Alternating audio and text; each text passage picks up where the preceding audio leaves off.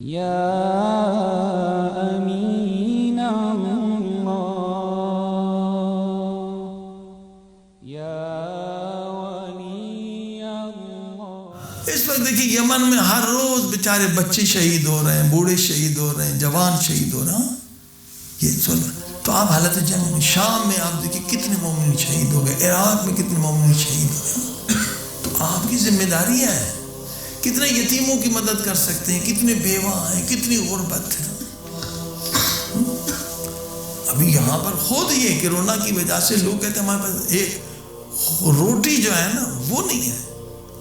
کئی جگہ لوگ جو ہے بیچارے بھوک سے مر رہے ہیں۔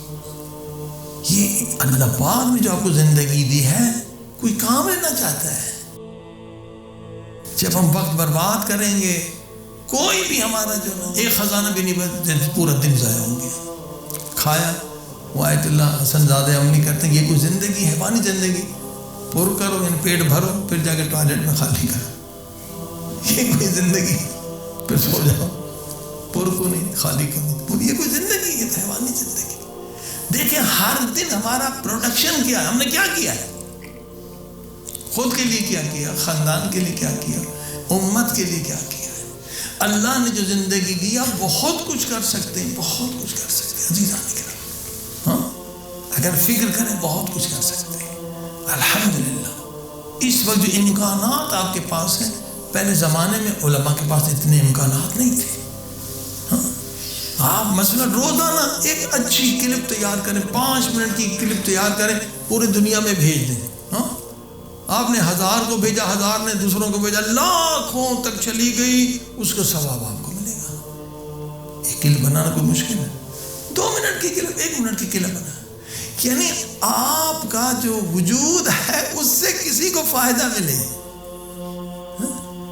یہ درخت جو ہے نا، درخت یہ بھی اپنے وجود سے ہمیں آکسیجن دیتا ہے۔ کتنی آکسیجن دیتا ہے نا، پتہ نہیں کتنے 1000 لوگوں کی آکسیجن ایک درخت دیتا ہے۔ اگر میرے وجود سے کسی انسان کو فائدہ نہ ملے تو یہ درخت 1000 مرتبہ مجھ سے بہتر۔ میں پھر اشرف المخلوقات کا کہ لوں، نہیں بنانا میں نے، اللہ نے تو بنایا مگر میں نہیں بنا۔ میں بس پر کرو خالی کرو، پیٹ بھر رہا ہوں، خالی کر رہا ہوں، سو رہا ہوں، پھر اس پہ الٹے سیدھے باتیں بھی ہو رہی، ڈرامے دیکھ کے زندگی گزار۔ یہ کوئی زندگی ہے؟ ہاں گپے لگا کے زندگی گزار۔ بندے ہمارے وجود سے کسی کو فیض ملے، ایک چھوٹی سی کلپ آپ 2 منٹ کی بنا نہیں سکتے۔ مثلا آپ دیکھیے، فکر کریں گے، دیکھو کتنا اچھا میسیج ہے، اس سے کتنے لوگ نمازی ہو گئے۔ وہ جنازے کا فوٹو بنائے اور اس میں نیچے ایک حدیث بھی لکھ دیں اور یہ بھی لکھ دیں، نماز پڑھو اس سے پہلے کہ آپ کی نماز جنازہ پڑھی جائے۔ کتنے لوگ دیکھ کے نمازی ہو گئے۔ ہاں جی، اسی طرح ایک عورت کی میت دکھائیں، اے بہن حجاب کرو اس سے پہلے کہ تمہارے کفن میں، وہ تو فرشتے تو نامحرم نہیں ہے کہ کفن میں تمہیں حجاب پہنایا جائے۔ صلوات پڑھے محمد